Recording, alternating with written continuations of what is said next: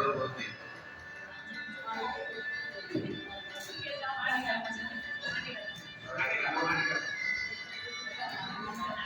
आज आचार्य बाळकृष्ण महाराजांना कोटी वंदन, स्वामी महाराजांना कोटी वंदन. माझा जन्मदिवस आणि अभिष्ट चिंतन कालपासून आपल्या योग वर्गामध्ये सर्वांच्या अगदी तन मनातून मला जी ऊर्जा मिळत आहे आणि मी पाहत आहे त्याची अनुभूती मी घेत आहे. मला खूप आनंद होत आहे. तुम्हाला मी सांगायचं जर म्हटलं तर प्रत्येक तत्ववेत्ता, प्रत्येक वेद उपनिषद असू द्या किंवा कुठलाही फिलॉसॉफर असू द्या, एकच सांगेल, पुण्य वाढवा आणि पुण्याचा प्रकोप एवढा वाढवा, कळत नकळत जरी आपल्याकडून काही काहीच झालं किंवा मन दुखावलं किंवा काय पातक झालं, एवढं काय पुण्य आपलं असावं की ते सूक्ष्म आपल्या हाताला होणाऱ्या काही छोट्या मोठ्या चुका त्या उतरत झाल्या पाहिजे, वाहून गेल्या पाहिजे त्या वादळामध्ये.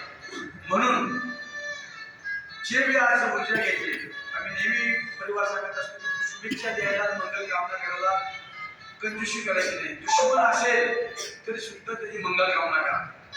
आपलं कोणी ऐन पाहत असेल तरी सुद्धा त्याची मंगल कामना करा.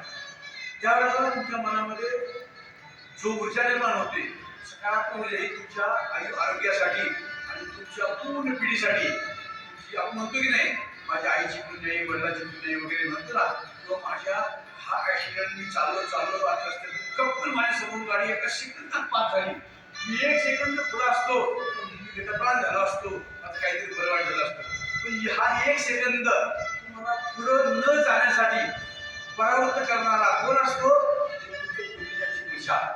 मी घेतलेल्या शुभेच्छा मागे ओढतो आणि बघा तुम्ही अशा बऱ्याच वेळा प्रसंग होतो, एक गाडी जाते, तुम्ही सोडून देता गाडी आणि मग नंतर करतो ती गाडी ऍक्सिडेंटमध्ये होते. तर हे काय गोष्टी आम्हाला ऊर्जा देते, पुण्याचा प्रकोप वाढवा. शेवटी सुख दुःख समे कृत्वा लाभ लाभ जय भगवद्गीता सांगतो की सुख दुःख लाभ जय पराजय जे आहे ते त्याच्या हातामध्ये आहे. म्हणून हे शरीरच परमेश्वर आहे असे संत सांगतात. हे शरीर जे आहे साक्षात परमेश्वर आणि ह्याची सेवा करा. कुठलाही तत्वज्ञान सांगतो की मी बऱ्याच वेळेला दगडाच्या देवाची पूजा न करता चालत्या बोलत्या देवाची पूजा करा सांगतो की नाही. दगडावरती अभिषेक करण्यापेक्षा, दुधात दूध करण्यापेक्षा, दयामृत करण्यापेक्षा, त्याची आरती करण्यापेक्षा एका साक्षात परमेश्वराची आरती करा, त्याचं चिंतन करा. ही आरतीपेक्षा सर्वात मोठं कार्य आहे.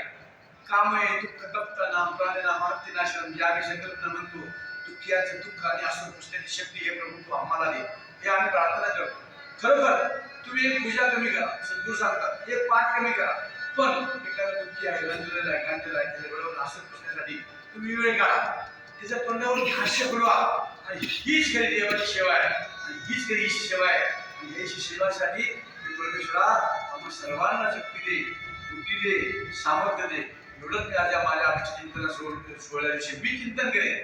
मला उपदेशक नाही आहे, मी उपदेशक नाही, एवढा मोठा महान नाही आहे मी, आणि एवढा मी लहान नाही आहे मी की उपदेश करू शकत नाही, कारण माझ्या अंतरात्मा अवस्था आहे म्हणून मी महान आहे. मी लहान नाही, पण उपदेशक फार मोठा महान नाही की मी तुम्हाला काही उपदेश करेन, तुम्हाला दीक्षा देईन, मी नाहीये. तर मी आजच्या विचार एवढं सांगेन की सर्वांनी म्हणून मला जे पतंजली परिवारानं जे आशीर्वाद केले ते आशीर्वाद मी वायाला जाऊन गेला नाही. मी आशीर्वादाचा एक मोल शेवटच्या माणसापर्यंत घराघरामध्ये आणि मंदिरामध्ये जाऊन हा योगाभ्यास स्वामीजींचे आशीर्वाद घेऊन बोलण्याचा प्रयत्न करीन. असंच प्रेम, अशी पूजा, असे आशीर्वाद सर्वांनी मिळवून ईश्वराची प्रार्थना.